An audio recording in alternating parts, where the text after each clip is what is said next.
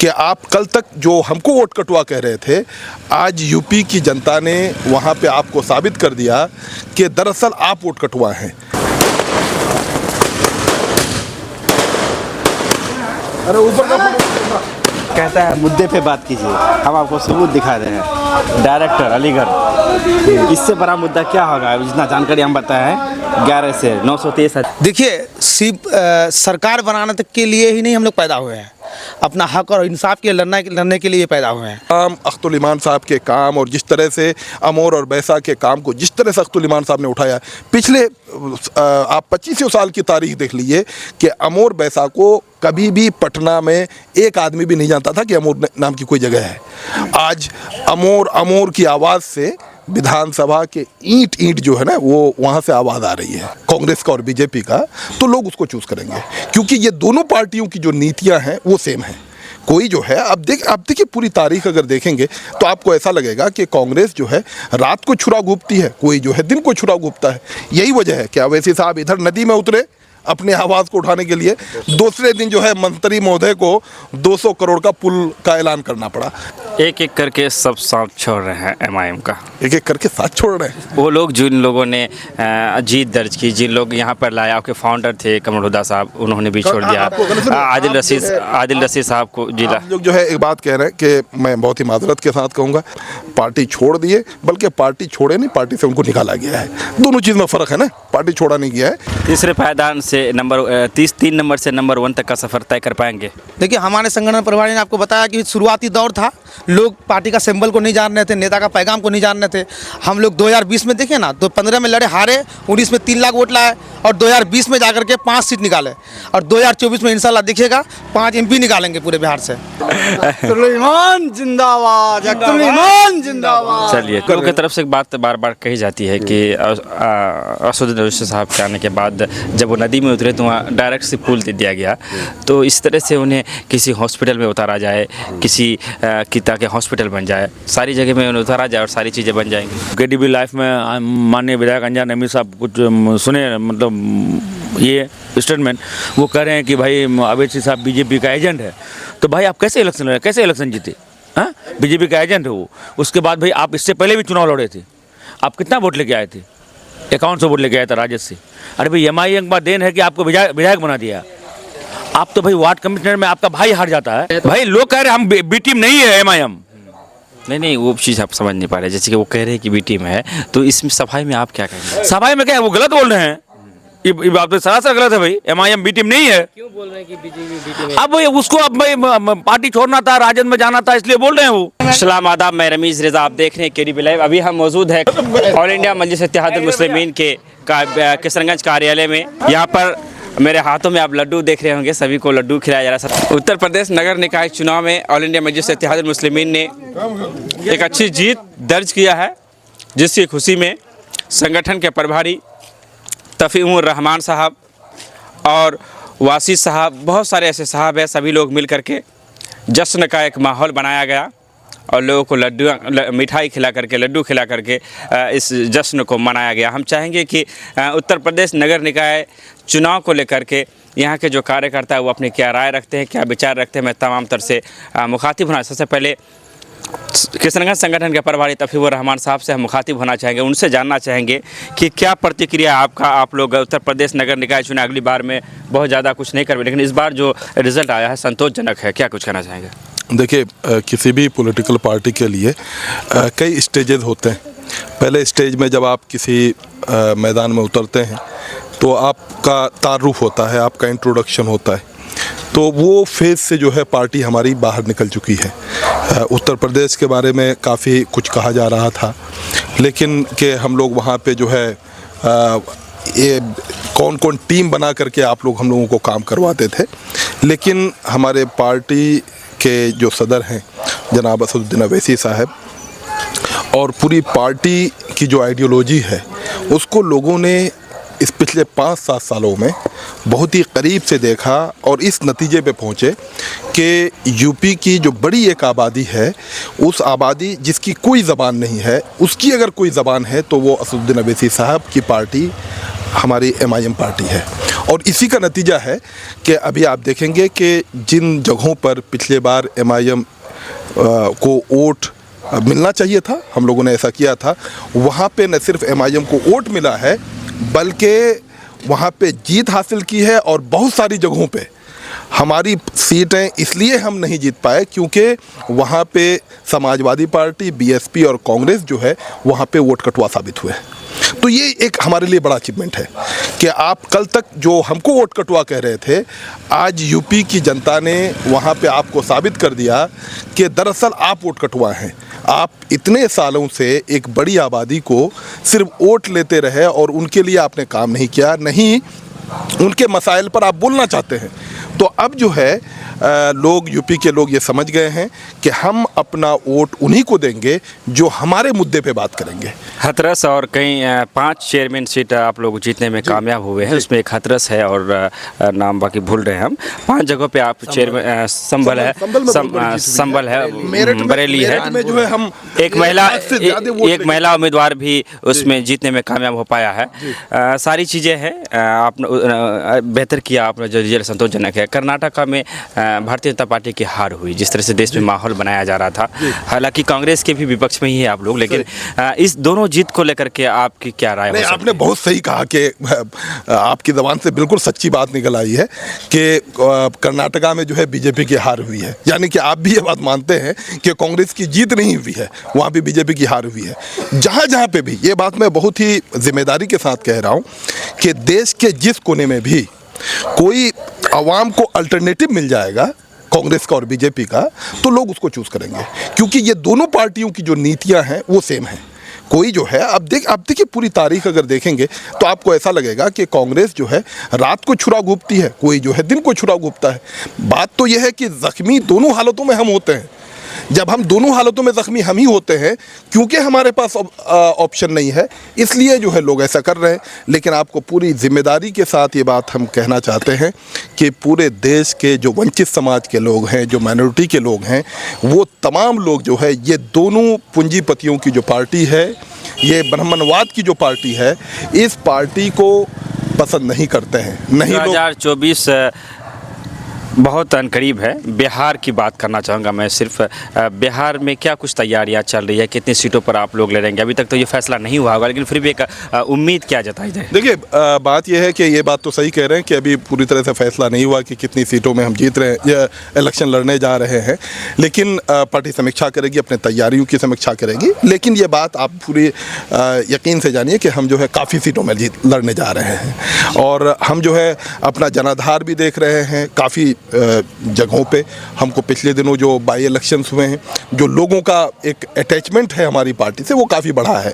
तो चाहे गोपालगंज हो, सीवान हो, या मुजफ्फरपुर हो, अररिया, पूर्णिया, कटिहार, ये जो हमारा जो गढ़ है, तो इनमें तो हम निश्चित रूप तौर पे ही हम लड़ने जा रहे हैं। लेकिन जाहिर सी बात है, हम जो है दूसरे डिस्ट्रिक्ट्स में, सीमांचल से बाहर के डिस्ट्रिक्ट में भी हम पार्टी के कैंडिडेट्स होंगे और पूरी ताकत और पूरी दमखम के साथ जो है इलेक्शन लड़ा। उत्तर प्रदेश से अगर कोई सुन रहा हो, हमारे व्यूअर्स हो, चूँकि उत्तर प्रदेश से आप लोग अभी खुश हैं, उत्तर प्रदेश के लोगों के लिए क्या स्पेशल मैसेज? उत्तर प्रदेश जो है एक बहुत ही ज़रख़ेज़ ज़मीन है। पिछले कई सालों से वहाँ के जो लोग हैं वो इस तरह से दबाए जा रहे हैं और सताए जा रहे हैं कि उनको लग रहा है कि कभी शायद समाजवादी पार्टी हमारी आवाज़ उठाएगी, कभी जो है बसपा उठाएगी। लेकिन अब उनको लग गया है कि नहीं समाजवादी उठाएगी हमारी आवाज़, नहीं बसपा हमारी आवाज़ उठाएगी। तो हम यूपी के तमाम लोगों को, जो लोग MIM पे यकीन रखते हैं और MIM का झंडा उठा करके अपनी हक की आवाज़ को लेकर के आगे बढ़ रहे हैं, मैं आप तमाम लोगों को मुबारकबाद देना चाहता हूं कि आप लोगों ने जितना बेहतरीन फैसला इस बार लिया है, आगे चल करके जो विधानसभा का इलेक्शन आएगा, जो लोकसभा का इलेक्शन आएगा, इंशाल्लाह आप इससे बेहतर फैसला लेंगे और अपनी पार्टी को मजबूत करेंगे, अपनी क़यादत को मजबूत करेंगे और हर फ्रंट पे अपनी आवाज़ उठाने वाले नेता को ही चुनेंगे। 2019 में लोकसभा चुनाव के संघर्ष से एकलौता MIM चुनाव लड़ने का अख्तर ईमान साहब जो चुनाव लड़े थे और तीसरे पायदान पर आप लोग जगह बनाने में कामयाब हो पाए थे। 2024 में क्या कुछ बढ़ोतरी की उम्मीद की जा सकती है? नहीं, 2024 में तो हम लोग पूरी ताकत से इलेक्शन लड़ेंगे और चूँकि जाहिर सी बात, जैसा कि मैंने पहले कहा आपको कि जब पार्टी पहले इंटर होती है तो लोगों का एतमाद जीतने में वक्त लगाती है, लेकिन अब तो पूरे इलाके में आप देख लीजिए, लोगों की पहली पसंद अख्तुल ईमान साहब हैं। और असदुद्दीन अवैसी साहब ने जिस तरह से पूरे जो वंचित समाज हैं और जिस तरह से माइनॉरिटी की जो आवाज़ उठा रहे हैं, किशनगंज के लोग और सीमांचल के लोग भी ये समझ रहे हैं कि हमारे इलाके में जो हमारा शेयर है, जो हम टैक्स पे करते हैं, उस टैक्स के बदले में जो हमको रिटर्न मिलना चाहिए, वो जब तक हम हाउस में आवाज़ नहीं उठाएंगे, जब तक हम राइट प्लेटफॉर्म में जाकर के आवाज़ नहीं उठाएंगे, तब तक हमारे हुकूक नहीं मिल सकते। यही वजह है कि अवैसी साहब इधर नदी में उतरे अपने आवाज़ को उठाने के लिए, दूसरे दिन जो है मंत्री महोदय को 200 करोड़ का पुल का ऐलान करना पड़ा। तो जाहिर सी बात है, जब तक आप अपनी आवाज़, अपनी ताकत को लोगों के सामने में पेश नहीं करेंगे, तो लोग हमेशा याद रखिए कि दुनिया में कभी भी नहीं हुआ है कि आप दूसरे के कंधे पर बंदूक रख करके अपनी कामयाबी तलाश कर पाएंगे। नहीं, आपको अपने बाजू और अपने वोट और अपनी ज़बान पर एतमाद करना सीखना होगा। वो दिन चला गया कि जब हम लोग ये सोचते थे कि फ़लाँ मियाँ को जो है हम वोट दे देंगे तो फ़लाँ जो है हमारा काम कर देंगे। ये कभी भी नहीं हुआ है। तारीख़ इस बात की शाहिद है कि आपको अपने बाजू पर यकीन करना पड़ेगा। हम अपने पार्टी के नौजवान और हमारे पार्टी के नौजवान दूसरे तमाम नौजवानों को यही मैसेज दे रहे हैं कि हम अपनी बाजू पर कैसे यकीन करें। 2019 की अगर बात करें तो आपका जो विधानसभा है काफ़ी ख़राब थी, और हमारा आकलन कहता है कि इस बार भी बहुत ज़्यादा अच्छे से थी वहाँ पर आपकी नहीं है। पोठिया की बात कर ले, दिगलबैंक की बात कर ले और बैसा की बात कर ले, क्या लगता है इस बार पोठिया, बैसा और दिगलबैंक को सुधार हो पाएगा? मुझे लगता है कि आप, जाहिर सी बात है कि उन लोगों से पूछेंगे कि जो लोग कांग्रेस के कार्यकर्ता हैं, राजद के कार्यकर्ता हैं, तो वो तो आपको यही कहेंगे कि नहीं हमारी हालत बहुत ख़राब है। लेकिन जो वोटर हैं, आप उनसे अगर पूछेंगे तो आपको लगेगा कि अख्तुल ईमान साहब ही पहली पसंद है ना। तो ये देखने का नज़रिया है अपना अपना, लेकिन हम आपको पूरी एतमाद के साथ कह रहे हैं कि जिस तरह का अवाम अख्तुल ईमान साहब के काम और जिस तरह से अमोर और बैसा के काम को जिस तरह से अख्तुल ईमान साहब ने उठाया, पिछले आप 25 साल की तारीख देख लीजिए कि अमोर बैसा को कभी भी पटना में एक आदमी भी नहीं जानता था कि अमोर नाम की कोई जगह है। आज अमोर की आवाज़ से विधानसभा के ईंट जो है ना, वो वहाँ से आवाज़ आ रही है कि अमोर कोई जगह है। और जिसके नतीजे में अब वहाँ पे देखेंगे जो उतना इंफ्रास्ट्रक्चरल ग्रोथ जितना हुआ है, हॉस्पिटल्स की बिल्डिंग जो खस्ता हालत थी उनको सुधार हुआ है, स्कूलों की बिल्डिंग जो खस्ता हालत थी उनको सुधार हुआ है। हर जगह पे माइनॉरिटी हॉस्टल, स्कूल वगैरह बने, वहाँ पे कुछ भी नहीं बना था, वहाँ पे काम शुरू हुआ है। रोड की हालत जर्जर थी, वहाँ पे काम शुरू हुआ। अब बताइए ना कि इतने बड़े एरिया को नेशनल हाईवे से जोड़ने का कोई प्लान नहीं था।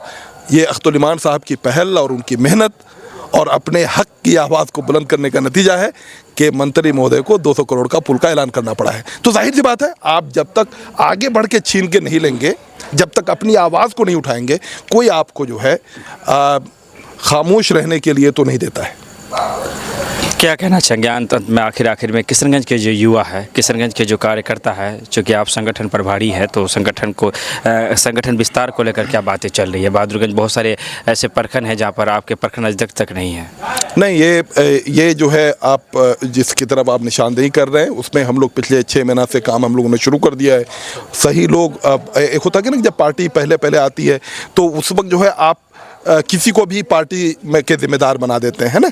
हम लोग जो है अब तमाम अपने ही कार्यकर्ता जो कि सही माने में काम कर रहे हैं, जो लोग मेहनत कर रहे हैं, उनको प्रमोट किया जा रहा है, उनको आगे बढ़ाया जा रहा है। और पूरे बिहार में, सिर्फ आपके बहादुरगंज में ही नहीं, पूरे बिहार में जो है पार्टी का जो ग्राउंड लेवल पे जो है वहाँ पे काम चल रहा है। और अनकरीब देखेंगे आप, जब हमारे कार्यकर्ता की मीटिंग होगी तो आपको दिखेगा कि यार ये तो हर प्रखंड क्या, हर पंचायत के यहाँ पे जिम्मेदार शामिल है। एक एक करके सब साथ छोड़ रहे हैं MIM का, एक करके साथ छोड़ रहे हैं वो लोग जिन लोगों ने जीत दर्ज की, जिन लोग यहाँ पर लाए। आपके फाउंडर थे कमर हुदा साहब, उन्होंने भी छोड़ दिया। आदिल रशीद साहब को जिला लोग जो है एक बात कह रहे हैं कि मैं बहुत ही माजरत के साथ कहूँगा, कमर हुदा भाई हम लोगों के पार्टी के फाउंडर नहीं थे। अब चूँकि तमाम इलेक्शन के वक्त में हम लोगों ने कहा कि भाई एक आदमी को प्रमोट किया जाए, तो हम लोगों ने पार्टी का टिकट दिया, उनको पार्टी के टिकट पे जिताया, हमारे कार्यकर्ताओं ने जिताया। और कार्यकर्ताओं का जब उन्होंने साथ छोड़ दिया तो आपने उनका हशर देख लिया। तो इसलिए जो है ये बात कहना कि कमरुद्दा साहब जो है पार्टी छोड़ दिए, बल्कि पार्टी छोड़े नहीं, पार्टी से उनको निकाला गया है। दोनों चीज़ में फ़र्क है ना, पार्टी छोड़ा नहीं गया है। उसी तरह से जो हमारे और दीगर जो बुजुर्गान हैं उनके बारे में कुछ कहना जो है मुझे लगता है कि बेकार है। लफ्ज़ों में काफ़ी चेंजिंग लग रहा है, बुजुर्ग तक आ गए, गद्दार से बुजुर्ग तक का सफ़र करने में बहुत मतलब होता क्या है ना कि देखिए कभी कभी जो बुजुर्ग भी गद्दार होते हैं, तो आप जो है मेरी बातों का मतलब जो है वही मत समझे जो आप समझ रहे हैं, उनका मतलब कुछ और भी हो सकता है। बिटवीन द लाइन्स जो है ना क्या बहुत बोलते सारे हैं ये तकनीक? बिटवीन द लाइन बहुत सारे मैसेजेस होते हैं जिनको समझना जो है आप जैसे काबिल पत्रकारों के लिए मुश्किल नहीं है। और मुझे नहीं समझ रहा था कि आप इस बात को नहीं समझ पाएंगे कि इस मासूम का मतलब मासूम नहीं बेवकूफ़ है, समझे ना। इस बुजुर्ग का मतलब बुजुर्ग नहीं। अब इतने उम्र में जाकर के अगर कोई आदमी ऐसा करेगा तो उसको क्या कर सकते हैं। नो कमेंट्स मैं ये कह सकता हूँ। चलिए, उत्तर प्रदेश नगर निकाय चुनाव में ऑल इंडिया मस्जिद से इत्तेहादुल मुस्लिमीन को जीत मिली है, जिनकी खुशी को लेकर के यह पटाखे फोड़े गए। हम मौजूद हैं कार्यालय ऑल इंडिया मस्जिद से इत्तेहादुल मुस्लिमीन के किशनगंज कार्यालय में। यहाँ पर बहुत सारे लोग हैं, हम तमाम तरह से उनकी राय क्या क्यों आप लोगों ने आज जश्न मनाया, मिठाई खिलाया, लड्डू बांटे? यूपी में हम लोग 80 से ज़्यादा सीट पार्षद के जीते हैं और 5 सीट हम लोग नगर चेयरमैन के जीते हैं और खुशी का माहौल है भाई। पार्टी अच्छा किया, परफॉर्मेंस किया, वहाँ के लोगों ने पार्टी पर भरोसा जताया, उसी की खुशी में हम लोग आज पटाखा और कार्यकर्ताओं के साथ हम लोग खुशी मना रहे थे और खुशी होना भी चाहिए। और हम लोग उम्मीद करते हैं कि और ज़्यादा बेहतर हम लोग प्रदर्शन करेंगे आने वाले दिनों में। यूपी में भी, बिहार में भी, हैदराबाद में तो गढ़ी है अपना, पूरे हिंदुस्तान में हम लोग ज़्यादा से ज़्यादा अच्छा से अच्छा करेंगे। सरकार बनाने तक की देखिए, सिर्फ सरकार बनाने तक के लिए ही नहीं हम लोग पैदा हुए हैं, अपना हक और इंसाफ के लड़ने के लिए पैदा हुए हैं। सरकार यहाँ के हमारे बुजुर्गों ने 70 साल से सरकार बनाने का ही काम किया। तो आप किशनगंज को सबसे पिछले पायदान में क्यों पाया जाता है? अगर सरकार बनाने से ही हम लोग का हालात अच्छा हो जाता तो आज हम लोग हिंदुस्तान में सबसे अव्वल दर्जे में होते। लेकिन किशनगंज के लोगों ने सबसे ज़्यादा सरकार बनाने का ठेका लिया। आप इतिहास उठा के देख लीजिए, सरकार के जब सरकार बने तो यहाँ पर उन्हीं की सरकार के ही लोग यहाँ पर जीते हुए थे। हालात क्यों नहीं सुधरा? तो सवाल ये पैदा होता है कि सरकार बनाने से सिर्फ हालात नहीं सुधरने वाला है। हम लोग अपना लड़ाई लड़ने के लिए नेता चुनेंगे जो हमारी आवाज़ वहाँ तक उठा सके। आप देखे होंगे कि अमूर से जब अब्दुल रहमान साहब जीते हैं तो अमूर के बारे में कितना बोल रहे हैं और अमूर के बारे में अमूर के बोल के काम भी कर रहे हैं। तो किशनगंज से जब जीत के जाएंगे तो किशनगंज के बारे में बोलेंगे भी और काम भी करेंगे। तो अब वो पीछे बैठने वालों की ज़रूरत नहीं है। अब हम जो हमारे लड़ाई जो फ्रंट में जाकर लड़े, ऐसे नेता की ज़रूरत है और ऐसे नेता के लिए हम लोग लड़ रहे हैं और इंशाल्लाह आगे आने वाले दिनों में अच्छा से अच्छा करेंगे। तीसरे पायदान से नंबर 3 नंबर से नंबर 1 तक का सफ़र तय कर पाएंगे? देखिए, हमारे संगठन प्रभारी ने आपको बताया कि शुरुआती दौर था, लोग पार्टी का सिंबल को नहीं जान रहे थे, नेता का पैगाम को नहीं जान रहे थे। हम लोग 2020 में देखें ना तो 15 में लड़े, हारे, 19 में 3 लाख वोट लाए और 2020 में जाकर के 5 सीट निकाले और 2024 में इंशाल्लाह देखिएगा 5 MP निकालेंगे पूरे बिहार से। चलिए, हम और लोगों से बात करना चाहेंगे। आज जो माहौल था ये कि जो जश्न मनाया गया तो नगर चुनाव के लिए आप भी शामिल हुए, क्या कुछ कहना चाहेंगे? हम तो सबसे पहले यूपी की जनता को जो एमआईएम को इतनी सारी सीटें दी हैं, मैं उसको तहे दिल से मैं उसका शुक्रिया अदा करता हूं और मैं उस जनता का बहुत बहुत बधाई देता हूं मैं उनको। किशनगंज के लोगों के लिए क्या करना चाहिए? मैं किशनगंज के लोगों को भी मैं शुक्रिया अदा करता हूं कि हमारी बिहार में सबसे पहले एमआईएम आई यहाँ किशनगंज में और यहाँ से आज हम लोग इतने ताकतवर बन गए।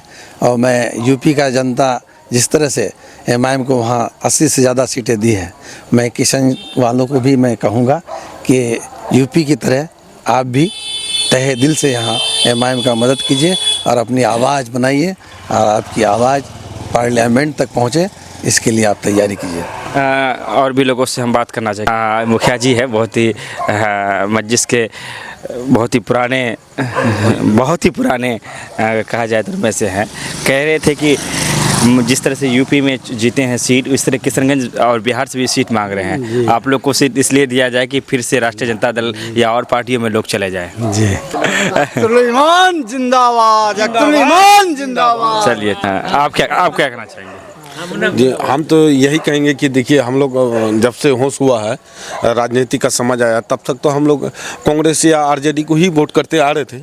लेकिन अख्तरुल ईमान साहब जो हैदराबाद से एमआईएम पार्टी लेके आए और उसके बाद एक उम्मीद जागा, क्योंकि हम लोग जितना कोशिश किए, माइनॉरिटी वाले लोग हमेशा सरकार बनवाए हम ही लोग के वोट से। एमआई समीकरण में बना, महागठबंधन में बना और चाहे जिस तरह से हो, लेकिन हम लोग सरकार बनाने में जितना फिक्र रहे हैं, सरकार बनने के बाद हम लोगों के लिए उतना फिक्र नहीं किए। लेकिन ये विकल्प आने के बाद एक उम्मीद जागा और हम लोग हक और इंसाफ का बात अख्तरुल ईमान के द्वारा करने लगे हैं और इंशाल्लाह अख्तरुल ईमान साहब चले गए जो जाने वाले थे, फिर इलेक्शन होगा, फिर लड़ेंगे, फिर कामयाबी मिलेगा अल्लाह चाहा तो, फिर देखा जाएगा जैसा स्थिति बनेगा अपना। लेकिन अब तो वो काम नहीं रहेगा जो पहले होता था। जी, इंशाल्लाह हम लोग एमआईएम के लिए मेहनत करेंगे घर घर जाएंगे, लोगों को समझाएंगे। MIM आने से क्या फ़ायदा है। मेहनत तो आप पहले भी किए थे और यहाँ की जनता ने विश्वास भी किया और आपको सीटें भी मिली, लेकिन आप लोगों को संभाल नहीं पाते हैं। आपके लोग देखिए वो आपसे कोई बच्चा संभलता नहीं थे, नहीं। सुन लीजिए, वो बच्चा नहीं थे, संभालने वाला बात नहीं। जो इंसान शुरू से लापरवाह मतलब राजनीतिक को उतना हल्का में लेता है। मान के चलना होगा, अख्तरुल ईमान के साथ आज अगर रहते हैं तो कितने मसलों का हल होता और कितने मुद्दों को उठा सकते थे। तो वो लोगों को तो जनता से मतलब नहीं है ना, तो कुर्सी और पावर ये दोनों मिला हुआ है। 2020 में ही बोला गया था कि हक छीन कर लाएंगे, बहुत सारी बातें थी उस समय छीनने के लिए। तो 2024 में कौन कौन से सगुफे दिए जाएंगे और क्या क्या छीनना चाहेंगे? एक बात बताइए, सुनिए, हक छीनने का मतलब ये है कि आज या तो अपोजिशन या महागठबंधन, तीसरा कोई था नहीं हमारे हक का बात करने वाला। लेकिन हक छीनेंगे जब हमारे बाजुओं में ताकत आएगी, इंशाल्लाह 4 से 8 होगा तो देखिएगा हक अपने आप छीना जाएगा। और छीनना भी नहीं होगा, वो ऐसे ही देंगे, डर से देंगे। आज केरला में देख लीजिए, मैं तो कंफर्म नहीं कर सकता हूँ, लेकिन सोशल मीडिया के माध्यम से जो जानकारी मिल रही है कि आज 7 मुस्लिम विधायक होने के बाद आज डिप्टी CM का मांग कर लिया। लोगों में कहीं ना कहीं जागरूक आ रहा है। कर्नाटक में। तो इसी तरह का बात है बिहार में। कुछ साल पहले देखे थे कि एक बार रामविलास पासवान बोले थे माइनॉरिटी के मुख्यमंत्री के बारे में, लोग वोट लेना चाहते हैं, विधायक बनाने तक मंजूर है, लेकिन अच्छा मंत्रालय, राष्ट्रपति शासन लग गया था, लेकिन मुस्लिम मुख्यमंत्री नहीं बनाया था। हाँ, वही लालू प्रसाद यादव बना सकते थे। तो हम लोग तो समझ रहे हैं, जो लोग नहीं समझे वो धीरे धीरे समझेंगे। सब कोई पॉलिटिक्स समझेंगे। अख्तरुल ईमान साहब अगर आज सीमांचल से लड़ रहे हैं, इतना बोल रहे, इतना मेहनत आप कर लोगों रहे की तरफ से एक बात बार बार कही जाती है कि असदुद्दीन ओवैसी साहब के आने के बाद जब वो नदी में उतरे तो वहाँ डायरेक्ट से पुल दे दिया गया। तो इस तरह से उन्हें किसी हॉस्पिटल में उतारा जाए, किसी की ताकि हॉस्पिटल बन जाए, सारी जगह में उन्हें उतारा जाए और सारी चीज़ें बन जाएंगी। देखिए, पहले तो लोगों को समझना होगा कि ओवैसी साहब को मजबूत करना होगा, अख्तरुल ईमान को मजबूत करना होगा। अगर अख्तरुल ईमान मजबूत हो जाते बिहार में तो आपका एक खुट्टा मजबूत हो जाता है, आपका आवाज़ सुनने वाला बन जाता है। हम तो कह रहे हैं मुसलमान विधायक नहीं है क्या, बहुत सारे हैं, लेकिन उसको बोला नहीं जाता। वो उनको इजाज़त लेना होगा उससे, अपने सुप्रीमो से। उस सवाल को वो उठा सकता है विधानसभा में। अगर मना कर दिया तो वो बोल नहीं सकता। लेकिन अख्तरुल ईमान के विधायक जो बनेंगे, या अख्तरुल ईमान और अख्तरुल ईमान का विधायक जो इसी मसले के लिए ही इस पार्टी को एराज किया यहाँ, तो जाहिर सा बात है इन विधायकों को कभी कोई रोक टोक नहीं होगा, कोई बंदिश नहीं होगा। और देखिएगा आने वाला समय में इंशाल्लाह लोग समझेंगे। और ऐसे 3 कारण बताइए कि 2024 में अख्तरुल ईमान के जो आप सपोर्ट कर रहे हैं, तो अख्तरुल ईमान की 3 ऐसी खूबियाँ बताइए कि उन्हें वोट देना चाहिए। 3 ऐसी खूबी बताइए कि जिससे सुनकर हमें भी लगे कि भाई नई चीज़ ठीक है। देखिए, 3 खूबियाँ तो सबसे बड़ी बात है कि एक तो पार्टी, वो जिस पार्टी को चुने हैं मुझे वो पार्टी पसंद है। ये अपना अपना चॉइस है। कोई RSS पसंद करता है, कोई बजरंग दल पसंद करता है, कोई BJP करता है, कोई कांग्रेस करता है। मुझे MIM पसंद है, मुझे ओवैसी साहब पसंद है, मुझे पर्सनल अख्तरुल ईमान पसंद है। 2 हो गया और एक बात और एक बात है कि उनका जो मुद्दा है, जो टारगेट है, वो जिस दिशा में बिहार को और सीमांचल को ले जाना चाह रहे हैं। आज आप किशनगंज रेलवे स्टेशन में जाके देखिए, सबसे ज़्यादा अगर पलायन होता है तो पटना से ज़्यादा लोग यहाँ ट्रेन पे चढ़ते हैं। ऐसा कोई ट्रेन नहीं है, आप हमको 5 दिन का कोई वेटिंग टिकट निकाल के दिखा दिए, आपको मिलेगा नहीं। चाहे वो केरला हो, दिल्ली हो, पानीपत हो, हरियाणा हो, मद्रास हो, चेन्नई हो, कहीं भी जाने के लिए। आखिर इसी जिला के लोग सबसे ज़्यादा पलायन क्यों करते हैं? तो हमको उम्मीद है कि अख्तरुल ईमान अगर आते हैं और इंशाल्लाह अगर उस तरह का 2, 4, 8, 10 विधायक बन जाते हैं MIM का, तो सरकार को सुनना होगा और सीमांचल पे विशेष ध्यान देना होगा। वरना सीमांचल के विधायक तो रह चुके हैं सरकार में, लेकिन उनका बस का बात कहाँ चलेगा। जो चाहेगा तेजस्वी, जो चाहेगा नीतीश कुमार, वही उनको बोलना है। बोलेगा आज बोलना तो बोलेगा, नहीं बोलना तो नहीं बोलेगा। देना है तो देना है, नहीं देना तो नहीं देना है। तो ये तो लाइसेंसी विधायक है यहाँ जितना लोग है, हम तो काम का नहीं समझते हैं। उत्तर प्रदेश नगर निकाय चुनाव में जीत हुई आप लोगों की और आप लोगों ने जश्न का माहौल मनाया, और क्या कहना चाहेंगे आप? बहुत खुशी की बात है कि भाई उत्तर प्रदेश में हम लोग कामयाब हुए हैं। दूसरी बात भाईजान, हम KDB लाइफ में मतलब आपका क्या नाम हुआ? मेरा नाम वसीयतर हुआ। हम KDB लाइफ में माननीय विधायक अंजार नईमी साहब कुछ सुने, मतलब ये स्टेटमेंट वो कह रहे हैं कि भाई ओवैसी साहब BJP का एजेंट है। तो वो BJP का एजेंट से कैसे इलेक्शन लड़ते? फिर वो अपने आप को, उसको ओवैसी साहब को BJP का एजेंट कर रहे हैं कि वो BJP का एजेंट है। तो भाई आप कैसे इलेक्शन लड़े, कैसे इलेक्शन जीते? BJP का एजेंट है वो। उसके बाद भाई आप इससे पहले भी चुनाव लड़े थे, आप कितना वोट लेके आए थे? 5100 वोट लेके आया था राजद से। अरे भाई MIM का देन है कि आपको विधायक बना दिया। आप तो भाई वार्ड कमिश्नर में आपका भाई हार जाता है, उस आदमी आप MIM पार्टी आपको विधायक बना देता है, आप उसको कहते हैं क्या MIM मतलब बीजेपी का बी टीम है। अरे भाई MIM पार्टी नहीं आता तो अभी जो विधायक बना अंजार नमी साहब बने, इजहार साहब बने, MIM पार्टी नहीं आता तो विधायक बन पाते हो लोग? टिकट नहीं मिलता, कौन पार्टी से विधायक बनते? उसके बाद भाई हमारे ये शाहनवाज साहब का टिकट काट दिया, कैसे वो विधायक बनते? साहब उसे रुकनुद्दीन साहब को विधायक बन गए, कैसे विधायक बना वो? MIM को बना ना, आज MIM को बीजेपी का बी टीम बोलता है। ये कहना है सिर्फ हमको, MIM जिस पार्टी से जीते हैं आप उसको बीजेपी का बी टीम बोलते हैं। आपको क्या कहना है? भाई बीजेपी MIM बीजेपी का बी टीम नहीं है, वो कैसे बोल रहे हैं? वो जीते हैं उस पार्टी से और MIM को बीजेपी का बी टीम बोल रहे हैं, ये बात कहना हमको। हाँ, तो आपको क्या कहना है? लोग कह रहे हैं तो भाई लोग कह रहे हैं हम बी टीम नहीं है MIM। नहीं, वो चीज़ आप समझ नहीं पा रहे। जैसे कि वो कह रहे हैं कि बी टीम है, तो इसमें सफाई में आप क्या कहेंगे? सफाई में क्या है, वो गलत बोल रहे हैं, ये बात तो सरासर गलत है भाई। MIM बी टीम नहीं है। क्यों बोल रहे हैं कि बीजेपी बी टीम है? अब भाई उसको अब भाई पार्टी छोड़ना था, राजद में जाना था, इसलिए बोल रहे हैं वो।